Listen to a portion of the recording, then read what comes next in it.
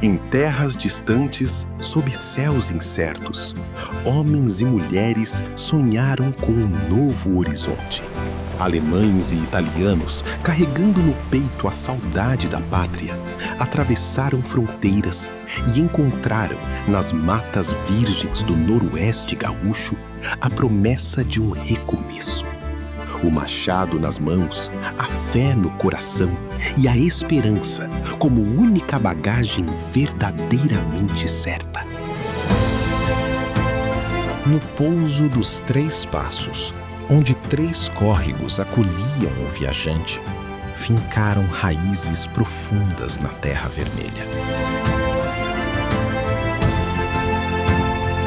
Trouxeram consigo não apenas sementes e ferramentas, mas também seus costumes, suas crenças, as canções que embalavam as noites, as receitas que aqueciam a alma e a perseverança inabalável de quem escolheu construir.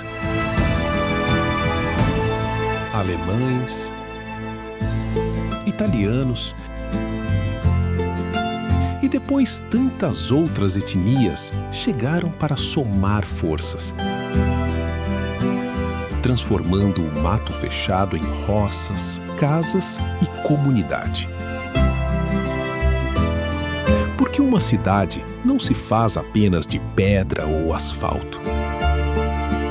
Uma cidade se constrói com gente, com trabalho, com coragem, com o coração valente daqueles que ousaram recomeçar.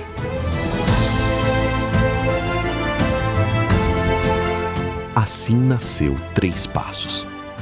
E aqui pulsa, há mais de 80 anos, o espírito de um povo que nunca desistiu.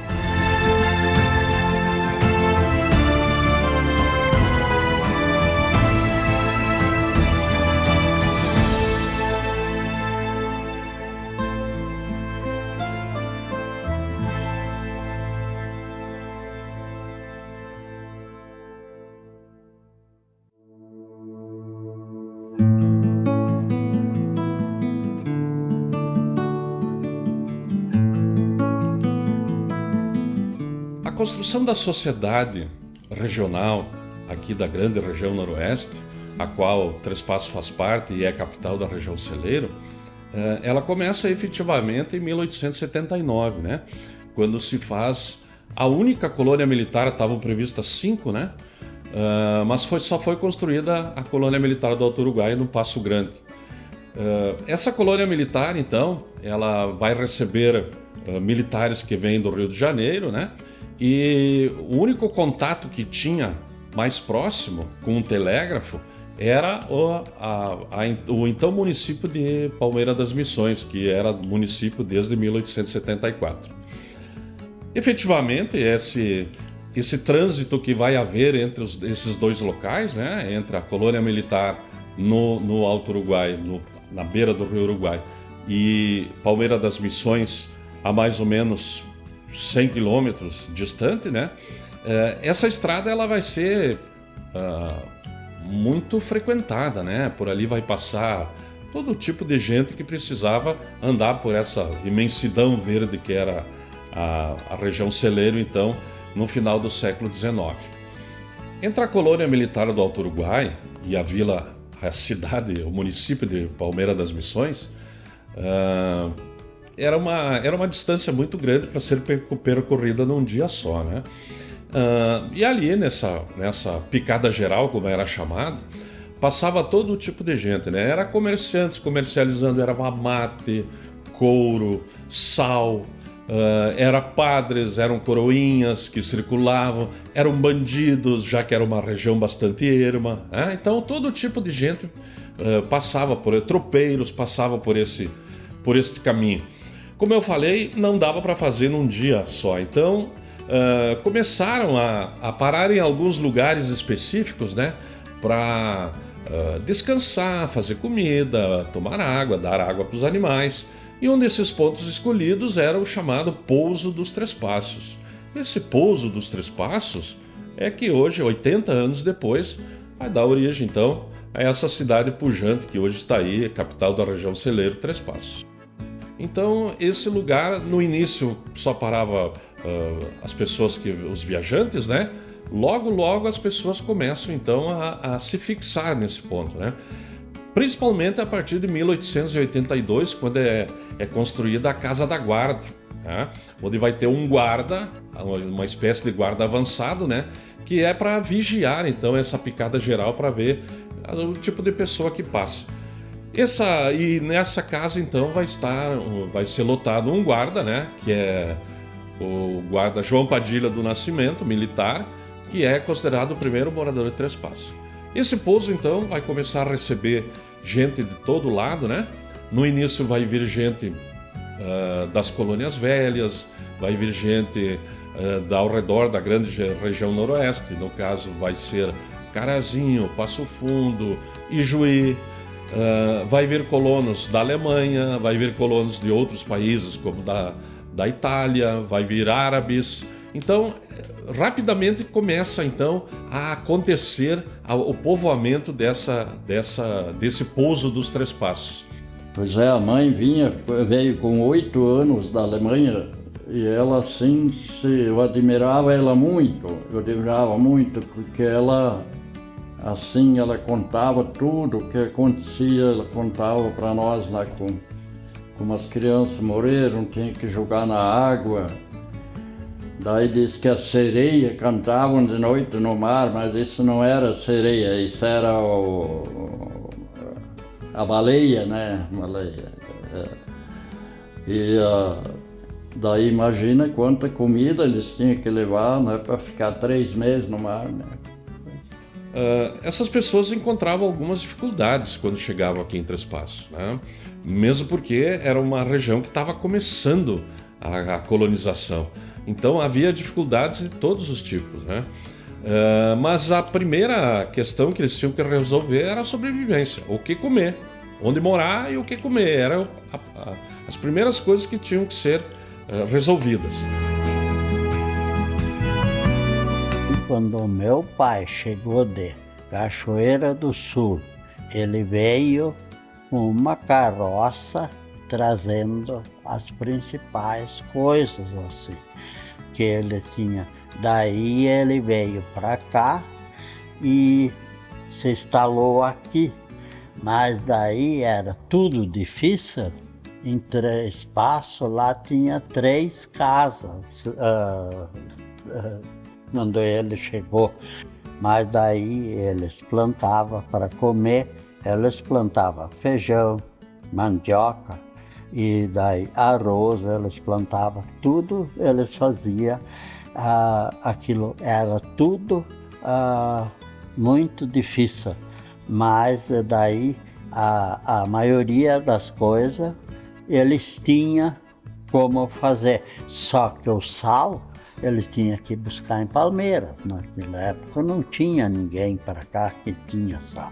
Daí ele pegava e daí muitas vezes ali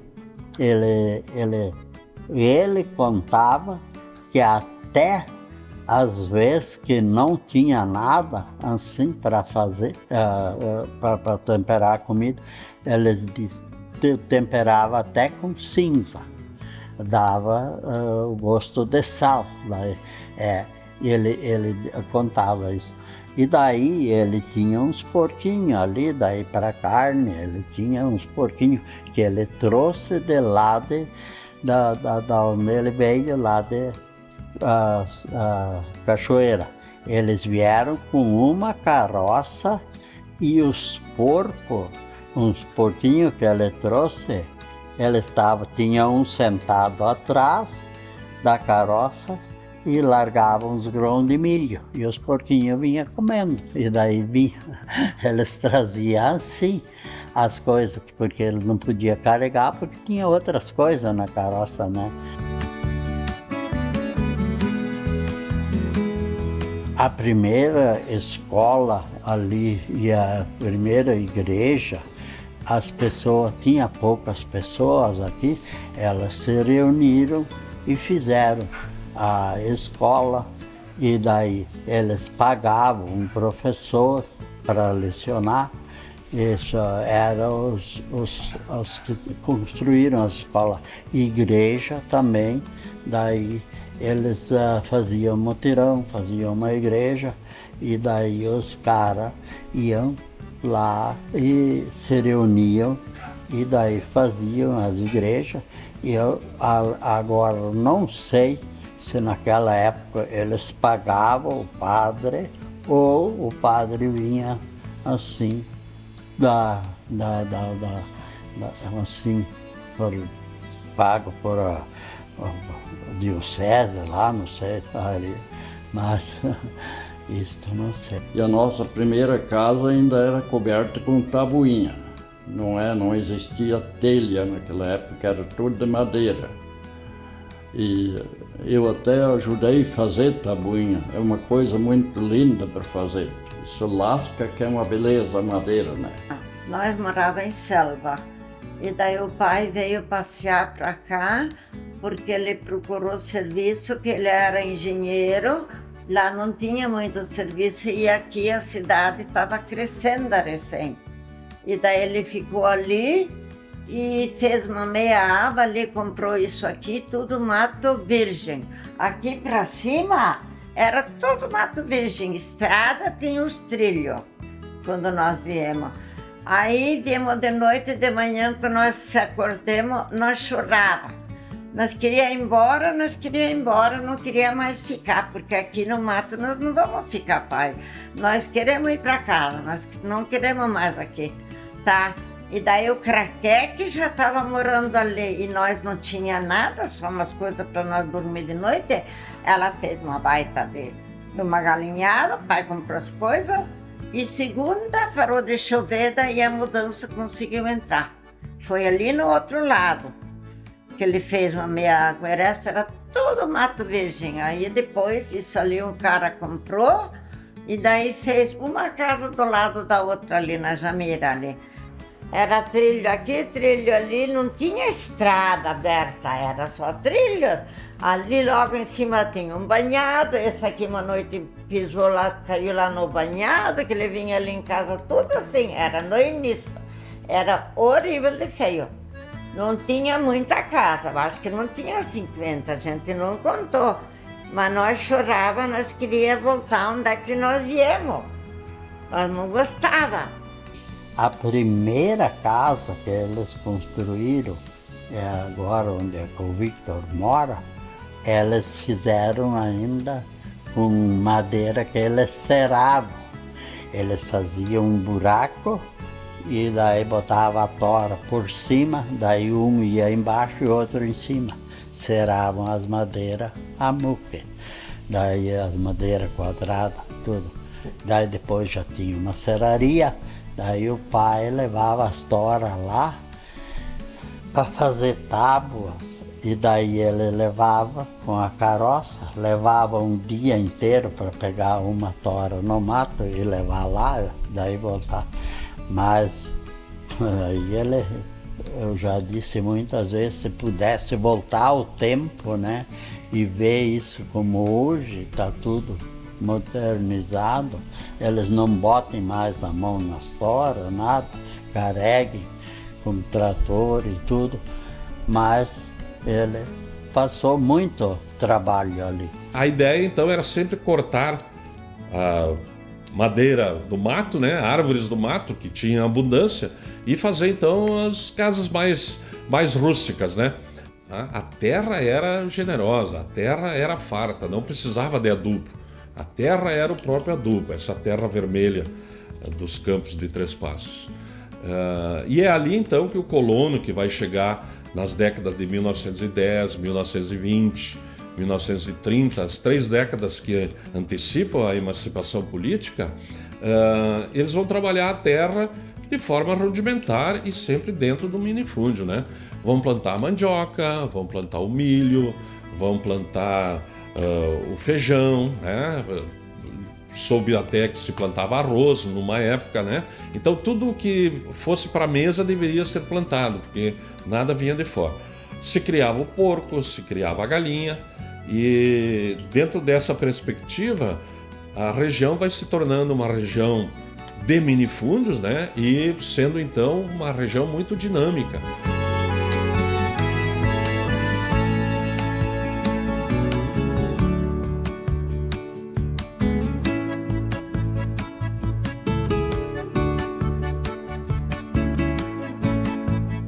E para plantar o milho, ele tinha uma máquina manual que se plantava, que chamava pec-pec.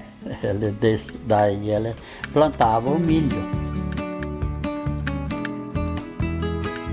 Comida não faltou, porque a gente plantava de tudo e colhia. Naquela época a terra era boa e quase tudo um mato derrubado, né? E meu pai criava porco, era sem chiqueiro, como hoje, era engordado na mangueira. Nem era descascado o milho, era derramado dentro lá com espiga e o pai tinha um potreiro grande que era tudo encercado para porco. Daí ele sabia, diz, aquela porca ali não apareceu, vão no mato lá procurar. Daí a gente ia procurar, mas chegava lá, eles tinham ajuntado um monte de caierama, eu estava aí debaixo. Daí quando ela notava de longe, já roncava, né, de bravo, né? Mas os porcos eram uma beleza aquela vez, era muito lindo. A busca da sobrevivência aqui no Pouso dos Três Passos, depois Três Passos, né? Fez com que a pecuária fosse muito bem desenvolvida, fosse muito dinâmica aqui nessa região, né? Tanto é que a criação de suínos nos anos 70 alcançou um patamar tão grande que Três Passos foi considerada a capital nacional do suíno. Então se buscava suínos em toda a região, né? Para o abatedouro aqui do frigorífico Três Passos.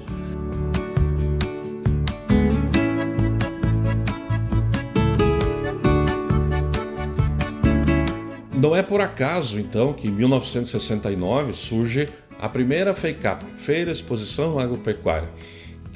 1969 se fez, então, em homenagem aos 25 anos de Três Passos. Então, o ponto alto da FEICAP foi a grande exposição de suínos que teve naquela oportunidade, transformando, então, Três Passos num polo. Já era um polo nacional da suinocultura, transformou então um polo regional de comércio, né, e também de indústria, já que a FEICAP foi um evento então que começou a divulgar Três Passos nessa área. E tudo por fim, o meu pai veio para Três Passos, sabia que tinha um hotel aqui em Três Passos, estava à venda e tal, alugar o hotel aqui. E daí ele veio para Três Passos. Disse, conhecer Três Passos, falar em Três Passos, de que tem que ser uma cidade grande, mas cara, não era nada disso, né? Então, em 1953, nós saímos de Putinga, era umas 11, o 1º de agosto de 53, era um dia de semana. Então nós alugamos um caminhão lá, que era o Sbaraini, um F900 naquela época. E daí nós viemos, os mulheres estão em cima da carroceria e nunca chegavam, e tudo estava de chão, né? Então, e vinha, enxergava, mas estamos chegando, e nada, e fomos indo. Nós chegamos aqui em Três Passos, o tal de hotel, às 1h da madrugada, mais ou menos. E daí receberam nós, daí fizeram um café, nós jantamos, tomamos café e fomos dormir, então. E daí, eu tinha, 15 anos, comecei a trabalhar no frigorífico com 16 anos, né? E daí ali tinha os movimentos, nós arrumávamos os amigos, os rapazes ali, nós nos domingos ia brincar com os rapazes ali num potreiro, andar de carroças, assim, de carreta que nós fazia, sentava nos papelão, descia o céu, mas brincava junto com os rapazes, com nada de pensamento como hoje. Por isso que eu digo, a minha juventude era muito boa, de todos meus irmãos. Tudo assim, né? Que nem hoje, 10 anos já sabe mais que os velhos. E tudo assim, então nós se divertimos bastante. Nós fazíamos bailinho na casa de uma amiga, outra, os rapazes tocavam caixinha de boca, e assim era a nossa juventude. E o pai não deixava nós ir. Nós ia assim, sem nós ir na missa de manhã, nós tínhamos de ir na missa de tarde, nós podíamos passear. E se nós não ia na missa, nós não podíamos ir passear. E tudo assim, ele criou nós aqui, mas eu agradeço a Deus, aprendi muito do meu pai. E depois nós gostamos de Três Passos. Três Passos foi crescendo, foi construindo, foi crescendo cada vez mais, o pai trabalhava. Aqui em Três Passos, quando a época chegamos e tudo, depois que voltamos do exército e tudo, né? Aí nós íamos nesses bailinhos de Feijão Miúdo, Bela Vista e tal, se juntava a gringaiada tudo, né? Aí Feijão Miúdo, eu tinha aquele salão de mola, e aí começamos a aprender a dançar as gurias lá, ela vem a gringaiada do frigorífico. Então aí começamos, era todo sábado, um dia aqui em Feijão Miúdo e Bela Vista, né? E nós era tudo reunido, né? Não tinha dizer, vai esse, vai aquele. Nós se ajudava aí uns 4, 5 amigos, e nós ia a pé às vezes, nesses bailinhos aí, né? Foi assim, nós íamos nesses bailinhos que o Ridos contava e nós estávamos atrás dos gringos. Tinha 5 gringos, nós íamos nos bailinhos, hoje vamos arrumar um gringo. Eu me arrumei esse aqui num baile de Feijão Miúdo.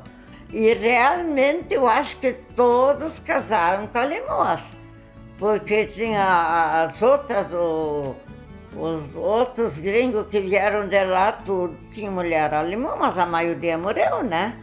Já morreram. Não tinha gringo. E daí não tem mais muitos gringos que vieram de lá aquela vez. E o baile começava no sol entrar e até o sol aparecer de novo. A bandinha tocava a noite inteira e daí elas tocavam e a gente podia ficar uma noite inteira lá se divertindo. Daí as bandinhas não tinham microfone, assim, não tinha nada para tudo, mas eles iam, tocavam bem alto ali tudo. E daí o salão, já tinha um salão aqui em Bela Vista e era um salão bem grande. Então, essas pessoas que vieram para Três Passos nas décadas finais ali, antes da emancipação, além da ideia de sobrevivência, vinham em busca de uma vida melhor, trouxeram também na bagagem a sua cultura, né? Principalmente a cultura alemã, já que o grosso dos imigrantes que vieram para cá eram alemães. E para o alemão, como para muitas outras etnias, a igreja e o clube são muito importantes. É ali que se desenvolve toda a vida social dessas pessoas, né? É ali que se faz, aparecem os corais, é ali que aparecem as danças, os folguedos, os bailes, os querbes, as competições de bolão, as associações de bolão, que vai ser muito importante também para a vida social dos nossos colonos. Enfim, essa cultura ela vai ser muito importante para amalgamar toda a população junta de Três Passos. Então aqui o alemão vai se sentir bem-quisto, bem-vindo, o italiano também, o árabe também. Enfim, todas as etnias que vão formar o povo trespassense vão encontrar aqui seu espaço para divulgar sua cultura, para participar da sua cultura e tornar então Três Passos uma cidade multicultural.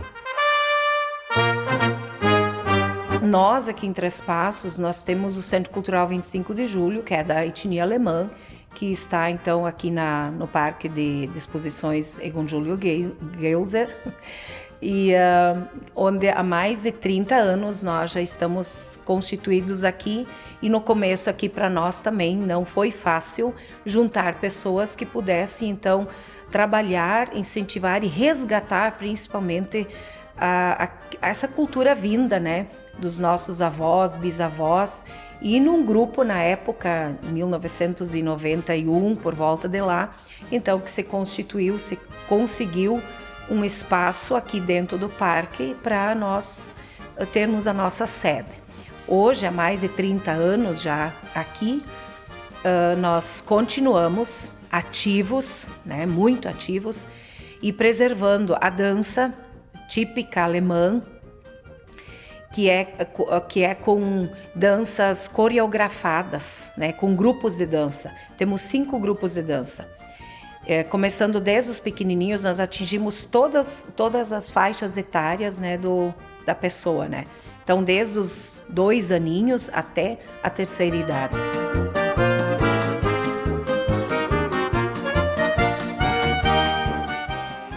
Também o canto coral, né, coordenado também com vozes, 4 vozes.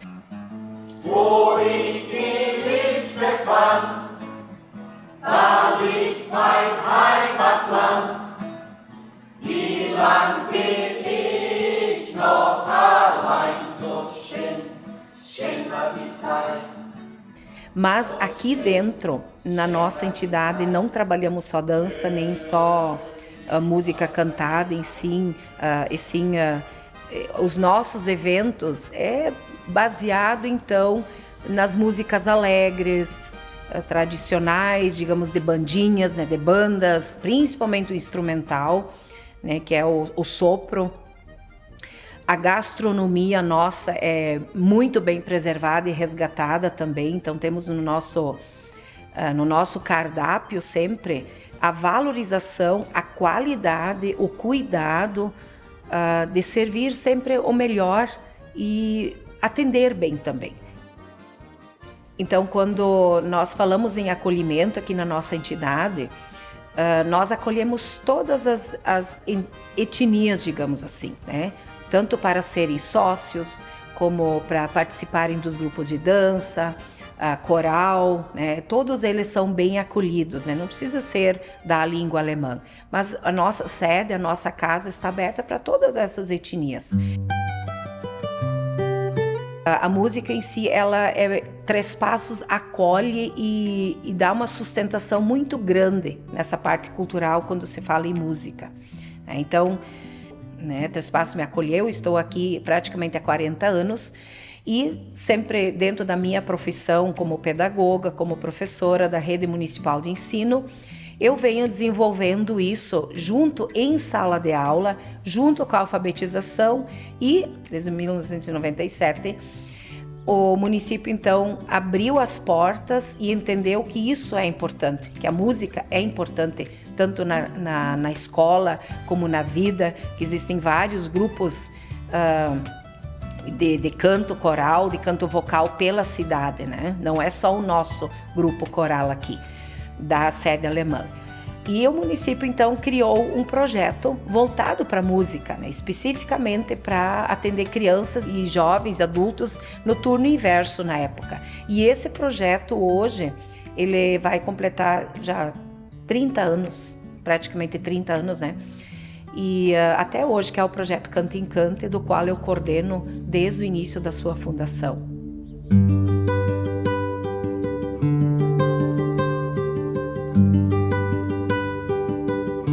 Então, dentro das culturas que acontecem ainda hoje dentro do município de Três Passos, uma das culturas mais praticadas em continuidade seriam as tradições gaúchas.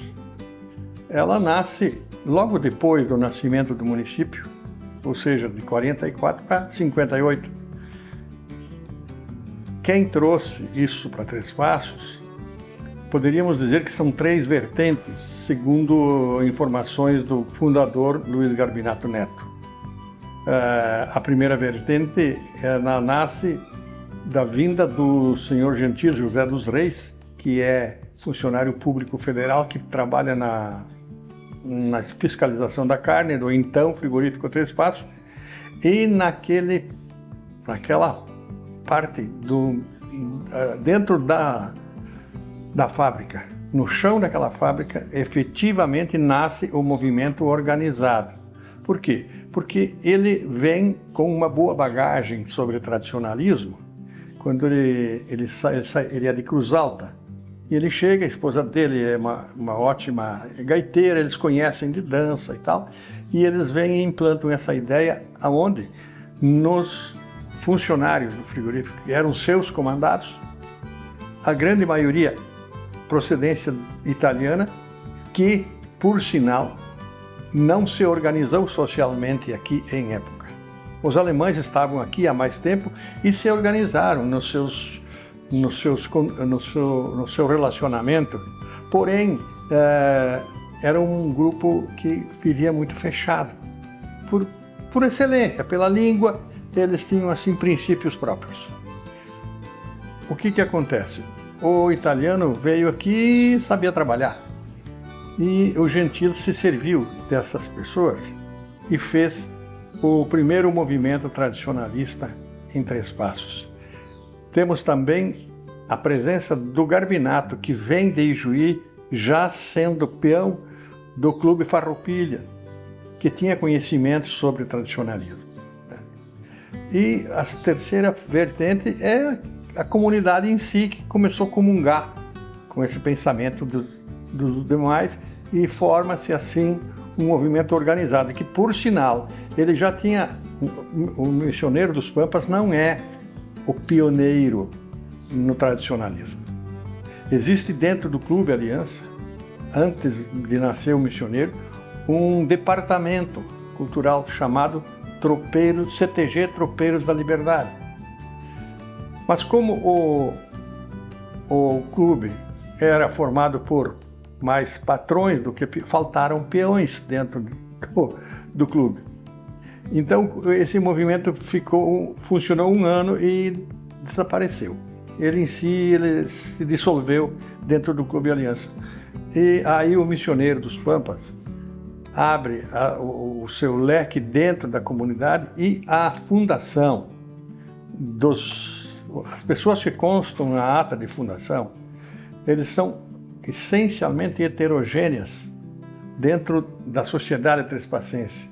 Nós temos funcionários público federal, que é o seu Gentil, temos patrões, que é o seu Garbinato, e temos peões, que são funcionários, que são agricultores, que são motoristas, enfim, ela abrange, tem senhoras que são associadas, fundadoras dentro do...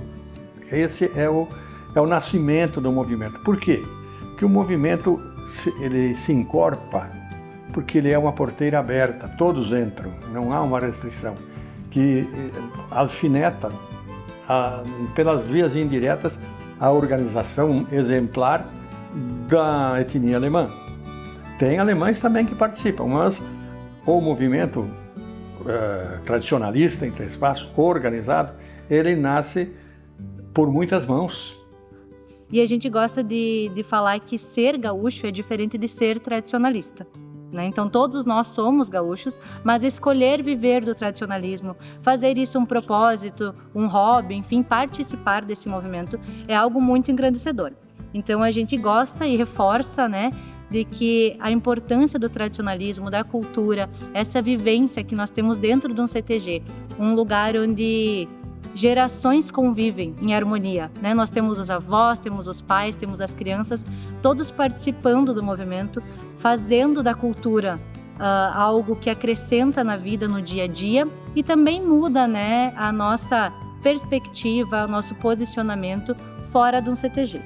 Então, pessoas que participam do movimento na dança, no cultural, que também é algo muito forte no nosso município, o cultural, que são as prendas de faixa, os peões de crachá, essas pessoas, elas acabam se desafiando, né? E com isso participando de concursos, de eventos, estando à frente de muitos movimentos que temos dentro do CTG.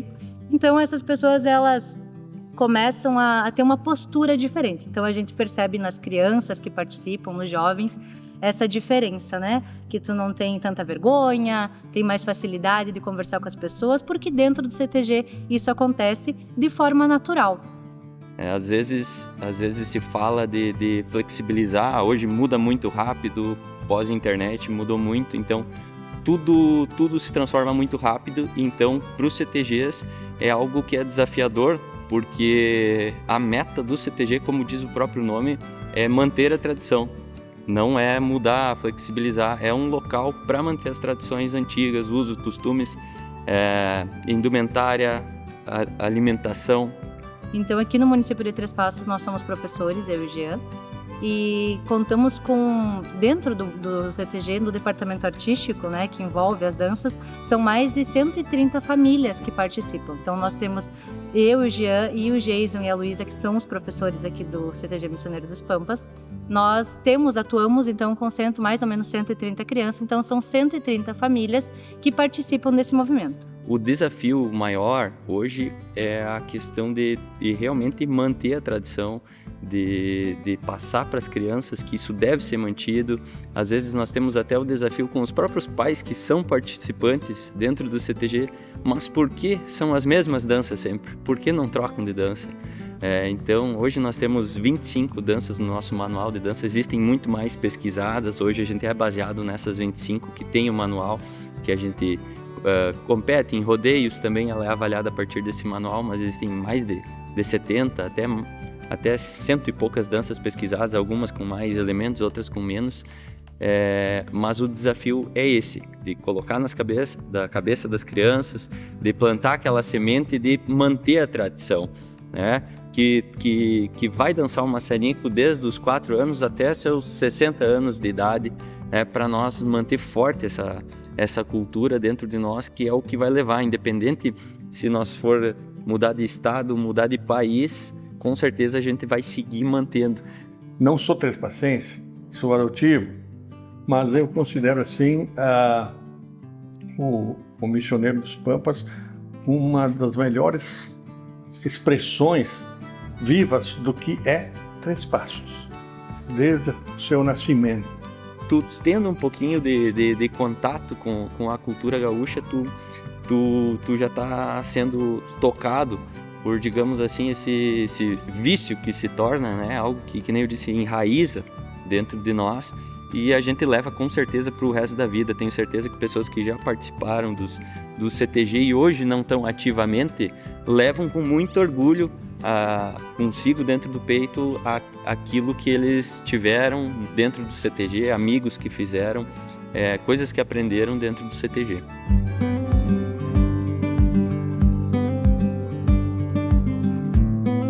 O meu sogro, lá pelos anos de 1924, precisamente, ele com sua família, os pais dele, foram para a Europa. Lá propriamente ficaram anos por lá em Paris. Ele estudou um pouco lá em Portugal também, onde ele aprendeu música, entre outras coisas. E ele gostava muito de filmes. Então, ele apreciava essa arte. E ele chegou a conhecer os irmãos Lumière na época. E se impressionou, ele conheceu os equipamentos, se impressionou, fez amizades. E quando eles retornaram para o Brasil, ele pensou que esse sonho ele podia realizar por aqui. E ele tinha alguns recursos da família, a herança dele. Então, ele especulando, quando ele morava em Porto Alegre, o que ele ia fazer? Ele queria algo concreto. que tipo de investimento ele ia fazer. E conversando com algumas pessoas que ele conhecia, eles disseram, olha, alguma coisa segura é você comprar terras. E indicaram que aqui na nossa região, na região noroeste, tinha terras boas, produtivas e que eram baratas na ocasião. E aquela ideia foi fluindo. E ele veio para casa, cantou pela uma região, um lugar chamado Braguinha, que acho que pertence, não sei se ainda tem esse nome hoje, pertence para a cidade de Braga, onde ele comprou terras lá e investiu em olaria, porque tinha barro próprio para fazer tijolos, tinha a serraria também, que ele investiu nisso, tinha madeiras, onde primeiramente ele construiu a sua residência lá no Braga, onde mais tarde ele veio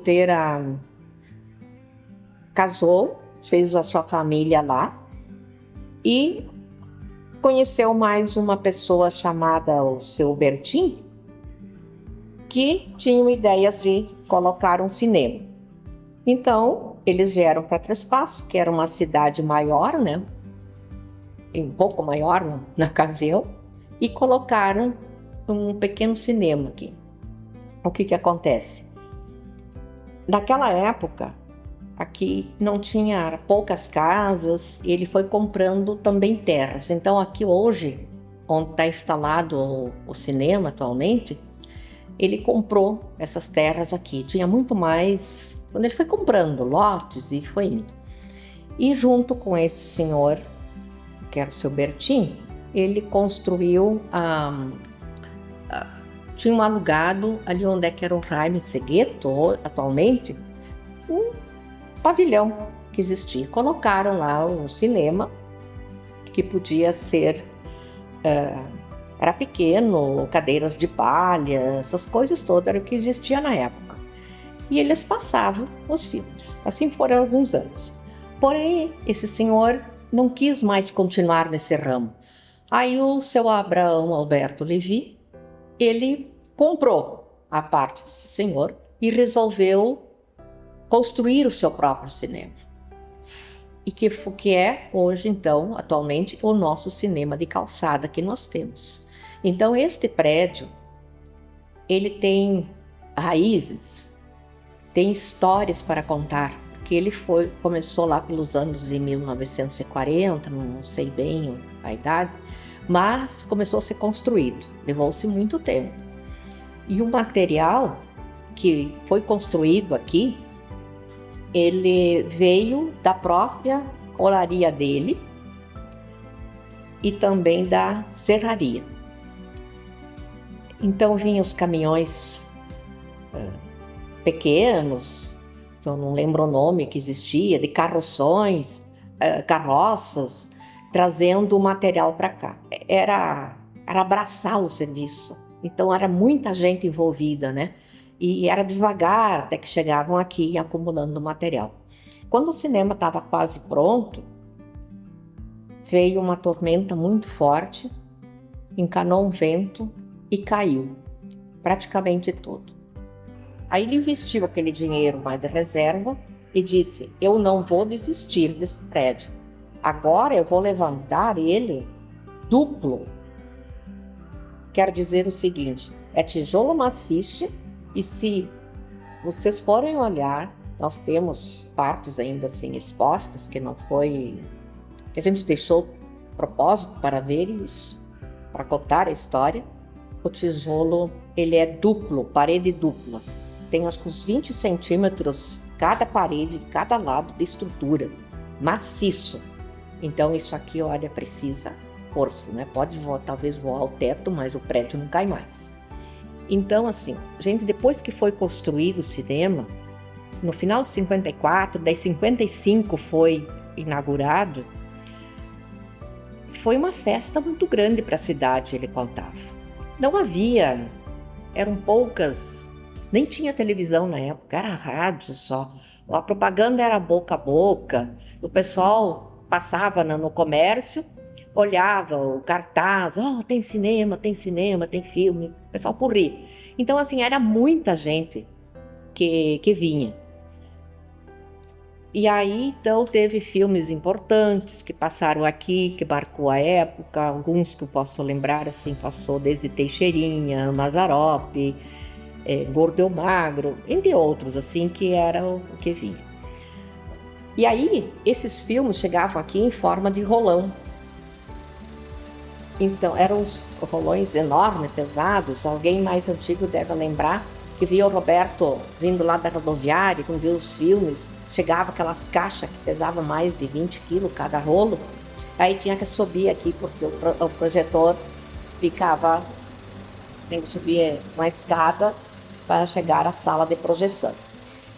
E esses projetores eram colocados numa mesa, tinha um processo lá, uma máquina, onde passava os filmes. Ali o Roberto tinha que cuidar todas as partezinhas, porque às vezes vinha arrebentada, ele tinha que emendar, olhar, revisar, porque às vezes o filme vinha da outra companhia já, do outro cinema, virado, né?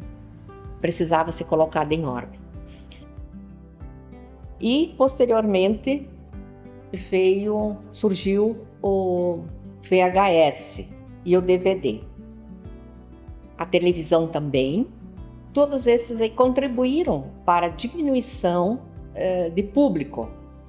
Mas sempre o cinema teve público.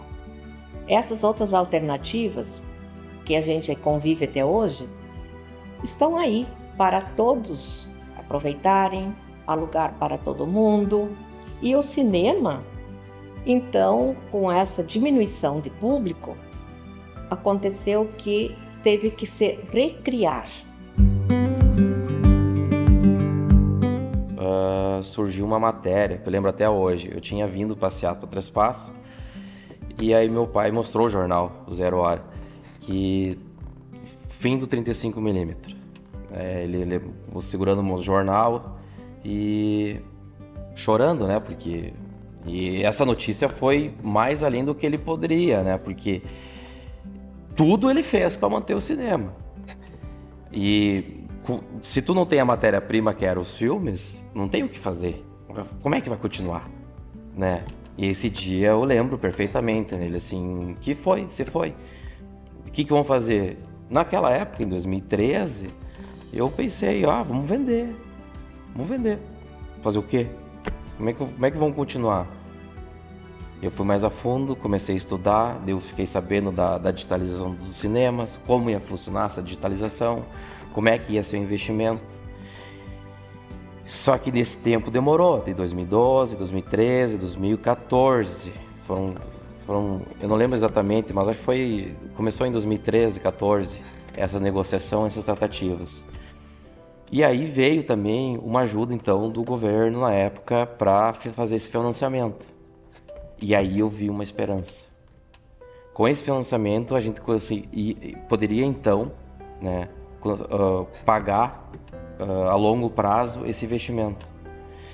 E, fora isso, eu vi também que, com o investimento da digitalização, os cinemas iriam ter as estreias momentaneamente com os Estados Unidos. Simultaneamente com os Estados Unidos. Então, a partir disso, pensei, não, vamos acreditar, vamos investir então. Mas aí eu tive então o prazer de ver a primeira sessão 3D aqui em Três Passos, né? E foi sensacional. A família tinha esse medo, né? Porque de tanto que passaram, né? De tanto que sofreram, né? Nas vindas das evoluções do VHS, da internet, do DVD, né? E mais essa, será que vale a pena? Mas, enfim, deu certo. A gente começou a expandir também, né? A gente depois modernizamos a sala de Palmeiras das Missões. E depois a gente abriu em Santa Rosa também, com projetor digital. Não paramos por aí, a gente começamos a pensar na nossa região noroeste também, né? Que antigamente todas as cidades quase tinham uma sala de cinema. Portela, que é menor que Três Passos, o Maitá, que é menor que Três Passos, tinha cinema. Santo Augusto tinha cinema. Eu pensei, por que não acreditar na nossa região celeira, na nossa região noroeste? Uma região rica culturalmente, né? E que foi esquecida. Então, acabamos de ter essa iniciativa de realizar o investimento nas outras cidades também, né? Frederico Westphalen, em Cruz Alta. E o ano passado, em abril de 2025, a gente conseguiu inaugurar a 6ª filial em Juí. Eu também pensei, a sala de cinema, ela não é só uma sala de cinema, né? Ela é um lugar onde é que a gente consegue unir diversas experiências culturais, né? A gente é um ponto de encontro, né, com a comunidade. E eu acho que vai dar super certo se a gente começar a mesclar o cinema com apresentações culturais, seja teatro, dança, orquestra, apresentações musicais. Então deu super certo. Nesse meio tempo, a gente criou, logo em seguida, a gente criou o Cine Rock. Boa noite, Cine Rock! É uma honra estar com vocês hoje à noite.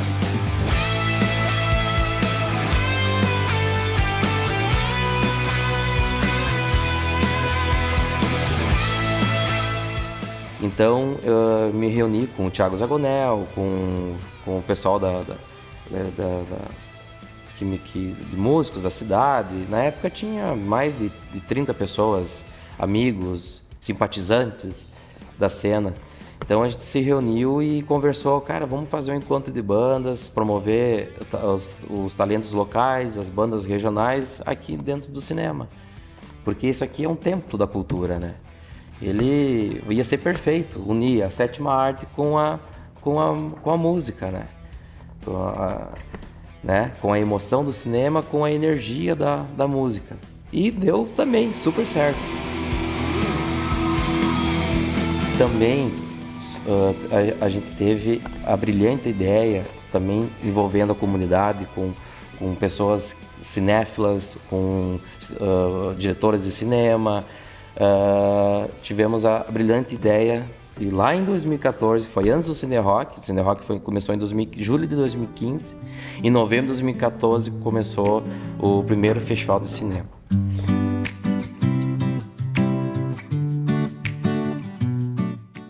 O Festival de Cinema de Três Passos, ele tem uma origem muito interessante. No final de 2012, teve aqui em Três Passos um encontro de trespassenses que residiam fora da cidade, fora do município, o Entrespa. E essas pessoas, esses trespassenses, visitaram vários lugares, né, da cidade. E o lugar que mais chamou a atenção e onde se detiveram foi o Cine Globo. Porque ali eles vivenciaram, sabe, lembranças, momentos, né, vivências que tiveram, histórias que viram nas telas e se emocionaram muito. E, posteriormente, isso foi final de 2012, 2013, Nelson Brauvers, né, que é trespassense mais o Carlinhos Green, batendo um papo, são cinéfilos, né, batendo um papo sobre a questão do Cine Globo e do cinema. Eles levantaram a ideia de acontecer aqui em Três Passos um festival de cinema. E 2013, final de 2013, teve a primeira reunião, né? Aconteceu lá no cinema, onde assim, o grupo pensava em organizar e promover realmente um festival de cinema. 2013, então, no final do ano, iniciaram os trabalhos, reuniões, sabe, discussões e tal. 2014 foi trabalho intenso. Inicialmente, se buscou recursos públicos para fazer o festival e não conseguimos. Aí esse grupo todo, um grupo voluntário, isso eu quero frisar porque esse festival ele tem essa característica maravilhosa de ter um grupo que trabalha voluntariamente para que aconteça esse evento cultural. Não é nem um evento, é um projeto cultural. E então, o que a gente fez? O que a gente decidiu? Vamos buscar esse apoio na comunidade, através das suas entidades, empresas, instituições e pessoas, né? E foi então que a gente começou a dar vida a esse festival. A ideia de realizar o festival, né? Muitas pesquisas e tal, porque a gente estava assim tateando, quer dizer, como é que nós vamos fazer um festival, da onde que vamos iniciar? E a gente pretendia que o festival tivesse as características nossas aqui de Três Passos. A gente não queria copiar festival de lugar nenhum, né? Então, em 2014, a gente teve o prazer de realizar o primeiro festival de cinema de Três Passos, em novembro de 2014. E esse festival nasce com um propósito muito interessante, que eu acho que é o que dá assim uma essência, né? Que era o seguinte: nós não queremos só exibir filmes que vêm de fora, nós queremos incentivar aqui a produção audiovisual.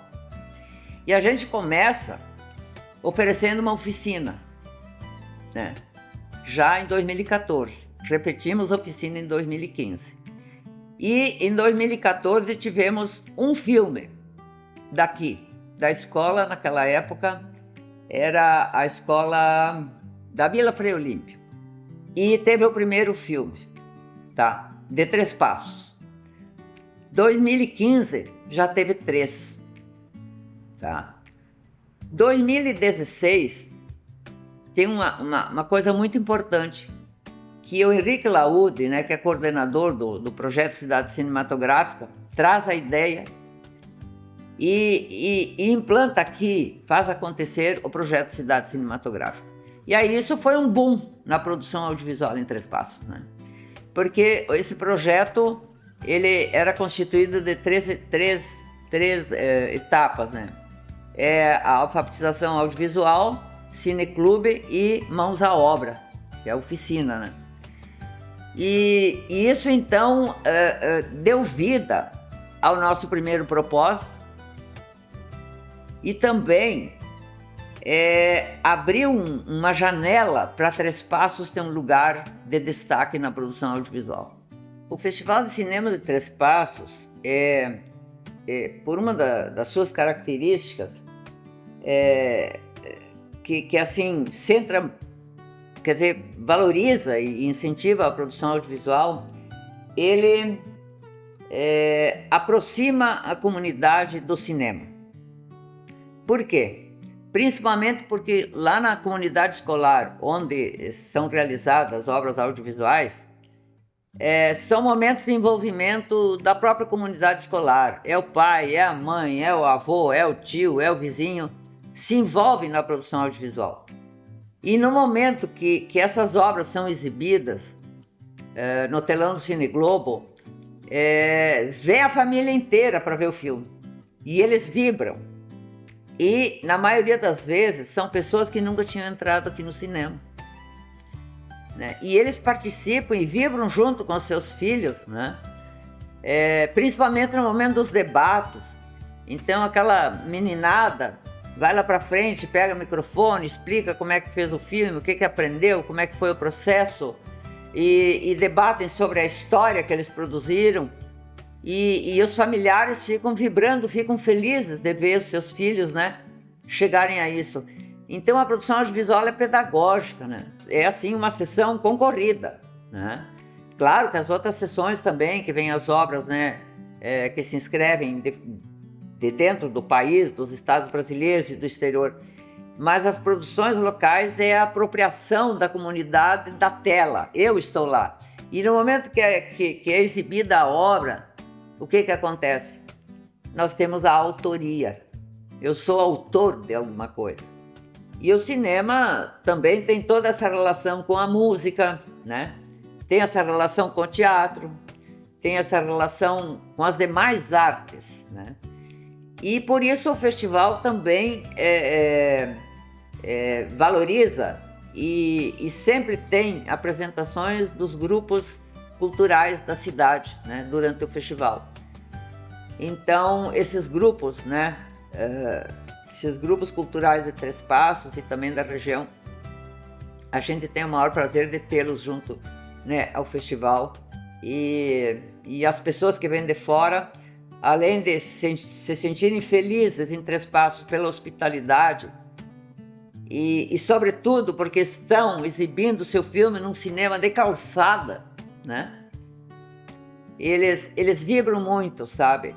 E gostam muito de ver essas manifestações culturais que são próprias do local.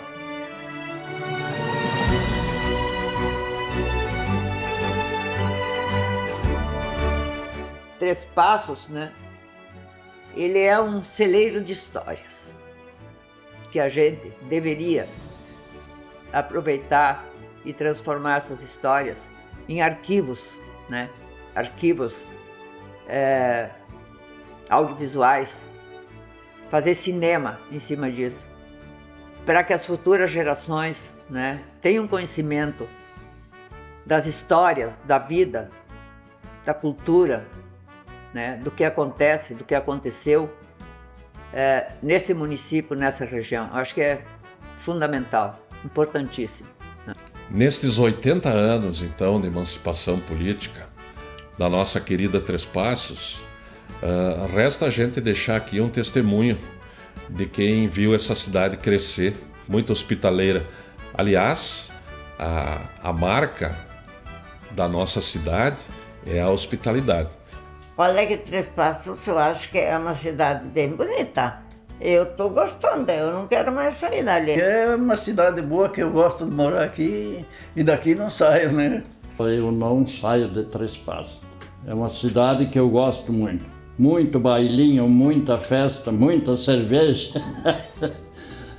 Hoje eu estou sentindo um orgulho da cidade de Três Passos, porque o que tu precisa tem ali na cidade. Para mim, Três Passos se define em pertencimento. Três Passos é uma cidade muito acolhedora. Então acho que tudo que se planta aqui realmente cresce. Eu não sou filha dessa terra, mas Três Passos me acolheu e aqui eu me sinto bem e sou muito grata por estar aqui.